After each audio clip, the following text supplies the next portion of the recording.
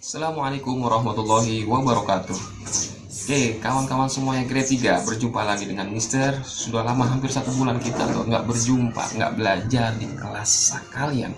Oke, untuk hari ini, sebelum kita mulai, mari kita hayya naqra bi qiraatil basmalah ma'an. Bismillahirrahmanirrahim.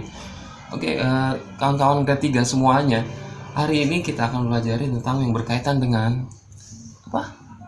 Kalau yang sebelumnya kita belajar tentang keteladanan kisah dari seorang nabi dan rasul Abul Anbiya, itu Nabi Ibrahim alaihissalam.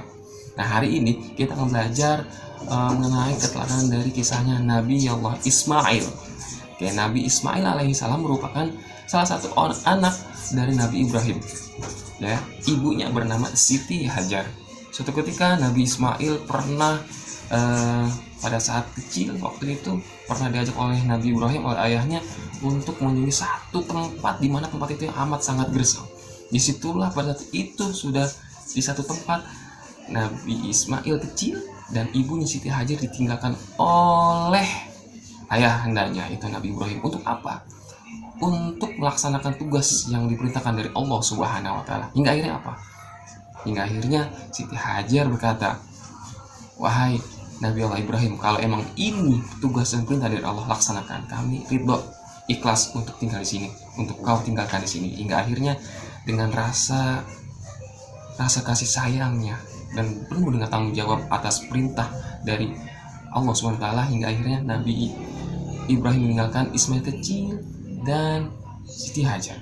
Hingga akhirnya suatu ketika Nabi Ismail kecil yang masih bayi itu kehausan, hingga akhirnya Siti Hajar mencari air. Hingga akhirnya Siti Hajar berlari-lari ke Bukit Marwah, ke Bukit Safa, Marwah Safa, Marwah Safa, hingga akhirnya sebanyak 7 kali tidak dapat air. Subhanallah, dengan mujizatnya, hingga akhirnya pada saat itu juga Ismail kecil yang sedang menangis kehausan menendang-nendang dengan kakinya, hingga akhirnya keluarlah, memancarlah air dari dalam tanah. Pada saat itu di sana pasir, di gurun pasir, nggak ada air. Hingga akhirnya dengan izin Allah, mujizatnya Ismail kecil, keluarlah air. Hingga akhirnya Siti Hajar memanggil air tersebut, "Zammi, zammi, zammi." Berkumpullah air. Hingga akhirnya pada saat itu juga sampai hari ini air tersebut dinamakan dengan air Zam-Zam. Diminumlah air Zam-Zam itu oleh Siti Hajar dan meminumkannya kepada Ismail kecil. Oke, selanjutnya dikisahkan bahwa pada saat Ismail sudah mulai beranjak dewasa, beranjak remaja, yang sedang lucu-lucunya, yang sedang berbahagianya, kedua orang tuanya Ibrahim dan Siti Hajar, turunlah perintah oleh Allah, dari Allah kepada Nabi Ibrahim. Untuk apa? Di dalam mimpinya Ibrahim untuk menyembelih Ismail. Hingga akhirnya apa? Nabi Ibrahim berkata kepada Ismail, "Wahai anakku, di dalam mimpiku aku diperintahkan oleh Allah untuk menyembelihmu. Apa pendapatmu?" Oke, pendapat Ismail kecil adalah, "Wah, ini luar biasa. Wahai ayahandaku, kalau memang itu perintah dari Tuhanmu, laksanakanlah. Aku ridho, aku ikhlas." Karena itu sebagai rasa tanggung jawab kita sebagai hambanya kepada Allah Subhanahu wa taala. Mendengar hal tersebut, Nabi Ibrahim hingga akhirnya apa? Melaksanakan perintah dari Allah Subhanahu wa taala. Kemudian berangkatlah Nabi Ibrahim dan Nabi Ismail ke suatu tempat di mana di sana tempat untuk menyembelih Ismail. Suatu ketika pada saat mau menyembelih, wallahu a'lam, Allah sudah menggantikan Ismail dengan satu hewan kurban yang namanya domba atau gibas. Kenapa sudah digantikan? Karena Nabi Ibrahim sudah melaksanakan tugas dan tanggung jawabnya kepada Allah Subhanahu wa taala. Hingga akhirnya Ismail digantikan dengan seekor kambing atau gibas untuk disembelih. Wallahu a'lam. Oke, setelah itu ada satu misi lagi yang berasal dari Allah, perintah kepada Nabi Allah Ibrahim. Apa perintahnya? Yaitu membangun satu bangunan di kota Mekah yang gersang tersebut. Yaitu apa bangunan tersebut? Membangun yang kita sebut dikenal dengan sekarang adalah bangunan Ka'bah. Ka'bah sekarang itu sebagai tempat pusatnya, tempat sholat, tempat kiblat kita adalah Ka'bah.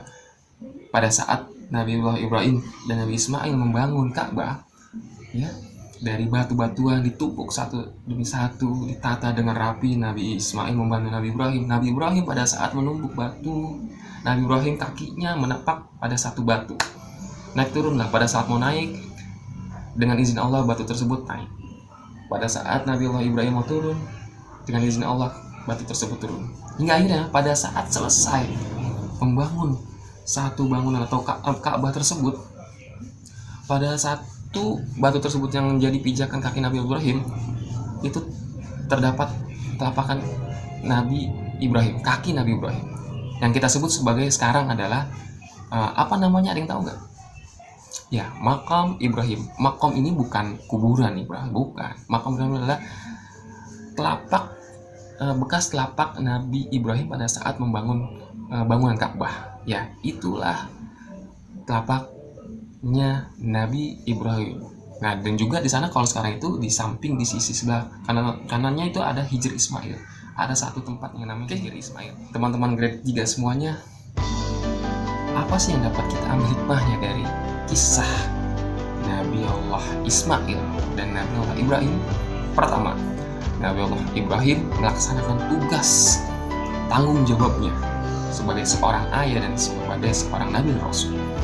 Apapun itu perintah yang baik, diperintah yang baik dilaksanakan dengan penuh rasa tanggung jawab. Yang kedua, Nabi Ismail sebagai seorang anak yang patuh kepada orang tuanya. Kita sebagai seorang anak, kita harus patuh kepada orang tua selama perintah itu baik untuk kita. Ya, patuhlah kalian kepada orang tua dan juga guru tentunya. Oke, itu saja yang dapat disampaikan untuk hari ini. Mudah-mudahan bermanfaat untuk kita semuanya, khususnya untuk diri Mister sendiri, untuk kalian semuanya. Mudah-mudahan kita dijauhkan dari segala penyakit yang berasal dari Allah atau dari manusia. Nakhtatu bihadzi fi hadzal yawm nakhratu bihadzi alhamdulillah rabbil alamin. Assalamualaikum warahmatullahi wabarakatuh.